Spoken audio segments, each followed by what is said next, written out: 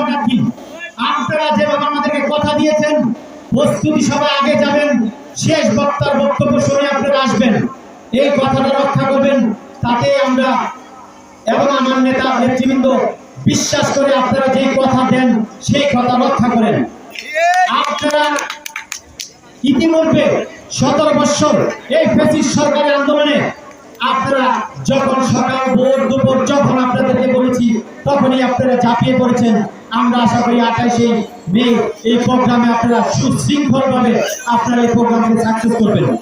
সংগ্রামী সাথী বন্ধুগণ, যেহেতু 74 নম্বর ওয়ার্ডটা আমার জন্মভূমি, 74 নম্বর ওয়ার্ডে যেহেতু আমি কিছু কথা বলার সুযোগ পেয়েছি, যাদের মাধ্যমে আমি 74 নম্বর ওয়ার্ড স্বেচ্ছাসেবক দলের সবাইকে আমি কৃতজ্ঞতা জ্ঞাপন করছি।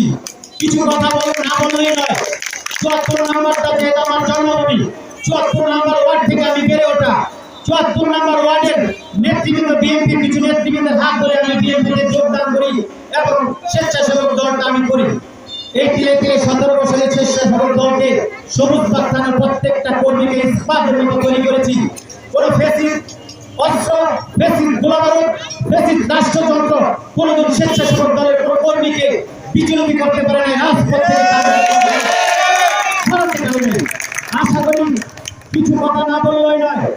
5 তারিখের পর থেকে কিছু ফ্যাসিস্ট জন, যেই ফ্যাসিস্ট সরকারের আমলে স্বৈরাচারী শেখ হাসিনার সাথে যারা দোষর ছিল তাদের সাথে মিলেমিশে যারা কিছু ব্যবসা বাণিজ্য করেছে, 5ই আগস্টের পর থেকে দেখছি এইসব কিছু কুলাঙ্গাররা আমাদের 74 নম্বর ওয়ার্ডের বিএনপির সাথে কিছু মিশে আমাদের 74 নম্বর ওয়ার্ডের জনগণকে বিরক্ত করছেন, বিভিন্ন কর্মকাণ্ডে বাধা দিচ্ছেন। আমাদের নেতৃবৃন্দ নির্দেশনার কারণে 74 নম্বর ওয়ার্ড স্বেচ্ছাসেবক দলের 4টি ওয়ার্ড 127টি ইউনিটের নেতৃবৃন্দকে আমরা স্তব্ধ করে রেখেছি। দলের শৃঙ্খলা যেন নষ্ট না করে আমরা সেই জায়গাকে ঠিক করে রেখেছি। যদি একবারের জন্য ছেড়ে দেই ওইসব কুলাঙ্গারদের পিঠের চামড়াও থাকবে না। বলতে চাই, আজকে সরুরবাগ থানার স্বেচ্ছাসেবক দলের একজন সদস্য সচিব হিসাবে আমি যেহেতু 74 নম্বর ওয়ার্ডের সন্তান, আমার স্বেচ্ছাসেবক দলের পরিচয় যদি কোনো চাঁদাবাজ, কোনো সন্ত্রাসী, কোনো অস্ত্রধারী কারো 74 নম্বর ওয়ার্ডের কোন প্রতিবেশীকে বিরক্ত করে তাদেরকে ধরে আপনারা বেঁধে রেখে আর যারা বিএনপির নাম ভাঙিয়ে চাঁদাবাদী সন্ত্রাসী করছে, আপনারা বিএনপির যারা কর্মী আছেন ঐক্যবদ্ধভাবে তাদেরকে প্রতিহত করবেন। দলের নির্দেশনা কোন চাঁদাবাজি, দলের নির্দেশনা কোন পরিদর্শ, দলের নির্দেশনা কোন বাড়ির মালিককে বিরক্ত করলে প্রয়োজনে আমাদের পার্শ্ববর্তী আর্মি ক্যাম্প বসিয়েছে, ওই চাঁদাবাজদের জন্য আর্মি ক্যাম্পে আপনারা বিচার দিবেন। আমাদের দলের কোন লোক করে না, কিছু নামদারি বিএনপির লোকেরা করে। এগুলি প্রতিহত না করলে ওদের ভবিষ্যৎ। আমাদের নেত্রী আফরোজা আব্বাস এই আসন থেকে নির্বাচন করব, যখন আমরা ভোটের জন্য যাব মানুষ আমাদেরকে থুতু দিব, ওই কুলাঙ্গারদের জন্য আমরা ওই পরিস্থিতির শিকার হতে চাই না। যেহেতু আমরা রাজপথে আন্দোলন করেছি, রাজপথে ছিলাম, আমাদের নেতৃবৃন্দ ক্ষুধার্ত নয়, আমাদের নেতৃবৃন্দ আওয়ামী ফ্যাসিস্ট সরকারের আমলে জীবন 4টা ডাল ভাত খেয়ে রাজপথে ছিল। আমরা স্বেচ্ছাসেবক দলের নেতৃবৃন্দ এখনো 4টা ডাল ভাত সম্মানের সাথে খেয়ে রাজনীতি করতে চাই। আমরা কোনো চাঁদাবাজি, আমরা কোনো দখলদারিকে বিশ্বাস করি না। তাই আমরা আমার নেতা জননেতা মির্জা আব্বাস বলেছে, ওনার পরিচয় যদি কেউ চাঁদাবাজি করে আপনারা সাথে সাথে পুলিশকে ফোন দিবেন, পুলিশ দিয়ে ধরিয়ে দিবেন। আমরা ঐক্যবদ্ধভাবে বলেছি, স্বেচ্ছাসেবক দল, এসএম জিলানির দল স্বেচ্ছাসেবক দল, হাবিব রশিদ হাবিবের দল স্বেচ্ছাসেবক দল, জননেতা মির্জা আব্বাসের দল, আফরোজা আব্বাসের দল কখনো তাদের আদর্শের সৈনিকরা চাঁদাবাজি করতে পারে না।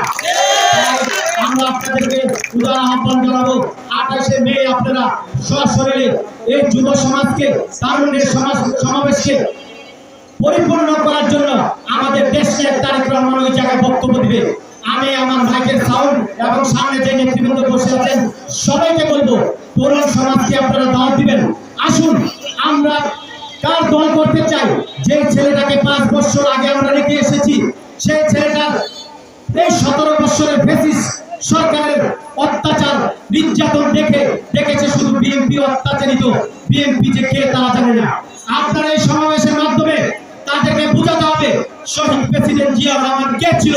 তিনি একজন রণাঙ্গনের বীর মুক্তিযোদ্ধা ছিল, স্বাধীনতার ঘোষক ছিল এবং বাংলাদেশের প্রথম রাষ্ট্র রাষ্ট্রপতি ছিল এবং দেশনেত্রী বেগম খালেদা জিয়া কে ছিল, যখন বাংলাদেশের মানুষ আপনার কোন দিক নির্দেশনা পাচ্ছিল না, গৃহবধূ থেকে এই আপনার 90-এর স্বৈরাচারী ফ্যাসিস্ট আন্দোলনের মাধ্যমে দেশনেত্রী বেগম খালেদা জিয়া রাজপথে আসে এবং 3বারের প্রধানমন্ত্রী হয়, 2বারের আপনার বিরোধী দলীয় নেত্রী হয়, আপসীন নেত্রী।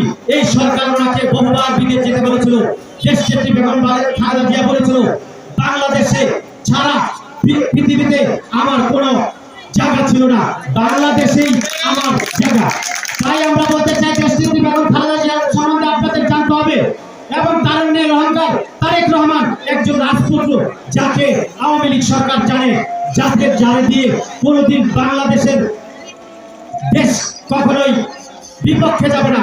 বাংলাদেশ কখনোই আপনার বিদেশি রক্তচক্ষু দেখে বাংলাদেশের স্বাধীনতাকে কখনোই আপনার বিক্রি করবো না। যার জন্যই তারেক রহমান সম্বন্ধে আপনাদের জানতে হবে। এই জন্য 28 তারিখের সমাবেশে আপনাদের আসতে হবে। আপনার জেনে বাংলাদেশে একটি স্বাধীন বাংলাদেশের নির্বাচন হবে। এই নির্বাচনে আপনার ভোট আপনি যাকে খুশি তাকে দিবেন, সেই বাংলাদেশের প্রধানমন্ত্রী হবে। 28 মে সবাইকে আবার তারুণ্যের সমাবেশের দাওয়াত দিয়ে আমি আমার বক্তব্য শেষ করছি। আসসালামু আলাইকুম। বাংলাদেশ জিন্দাবাদ। শহীদ প্রেসিডেন্ট জিয়া রহমান অমর হোক। দেশনেত্রী বেগম খালেদা জিয়া জিন্দাবাদ। তারুণ্যের অহংকার তারেক রহমান জিন্দাবাদ। আমার প্রাণের সংগঠন স্বেচ্ছাসেবক দল জিন্দাবাদ। আসসালামু আলাইকুম।